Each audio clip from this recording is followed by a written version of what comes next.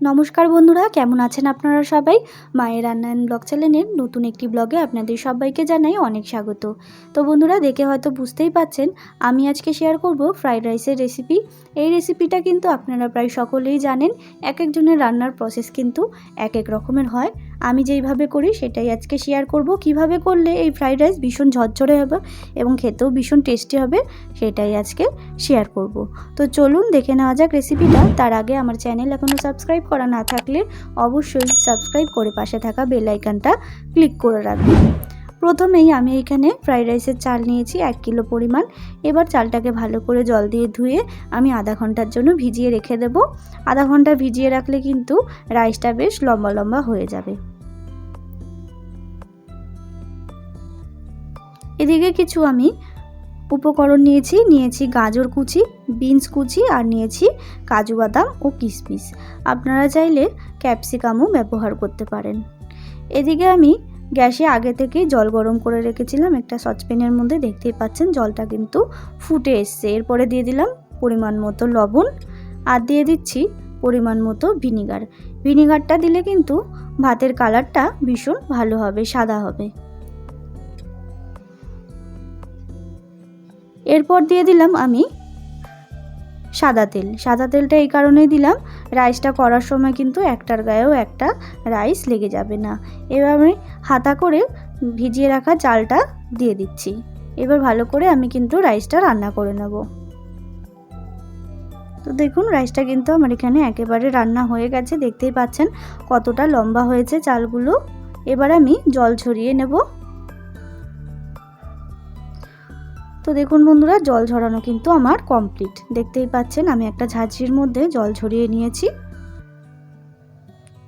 এদিকে আমি গ্যাসে একটি কড়াই বসিয়ে দিয়েছি।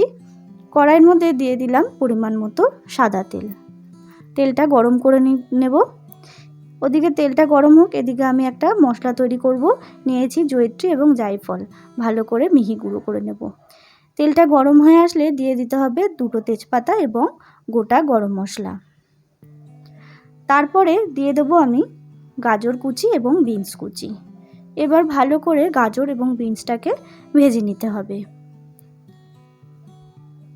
তো বন্ধুরা, এই রকম রাইস কিন্তু আপনারা প্রায় সকলেই জানেন, তবুও বলছি একবার আমার মতো এই পদ্ধতিতে করে দেখবেন, ভীষণ ভালো লাগবে। তো দেখুন কথা বলতে বলতে কিন্তু গাজর এবং বিনসটাও ভাজা হয়ে গেছে। তারপরে দিয়ে দিলাম কিশমিশ এবং কাজু। এবার আবারও এটাকে আমি ভালো করে ভেজে নেব।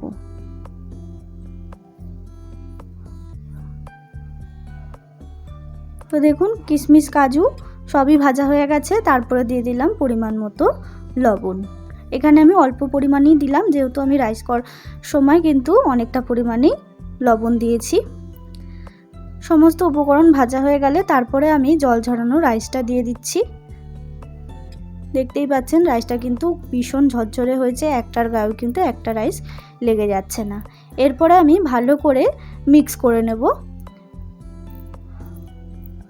তো দেখুন মিক্স করা কিন্তু আমার কমপ্লিট। তারপরে আমি দিয়ে দিচ্ছি পরিমাণ মতো চিনি। যেহেতু রাইসের মধ্যে কিন্তু একটু মিষ্ট তো ভাব থাকে, তাই জন্য একটু চিনি দিতে হবে।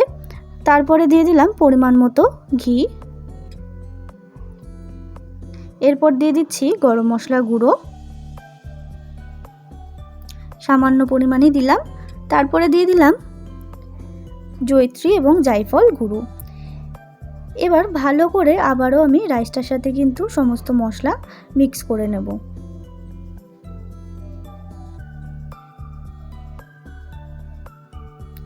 তো দেখুন বন্ধুরা, মশলার সাথে কিন্তু রাইসটা ভালো করে মিক্স করা হয়ে গেছে। দেখতেই পাচ্ছেন রাইসের কালার কিন্তু একেবারে চেঞ্জ হয়ে গেছে। আমার কিন্তু এখানে রেডি ফ্রাইড রাইস রেসিপি।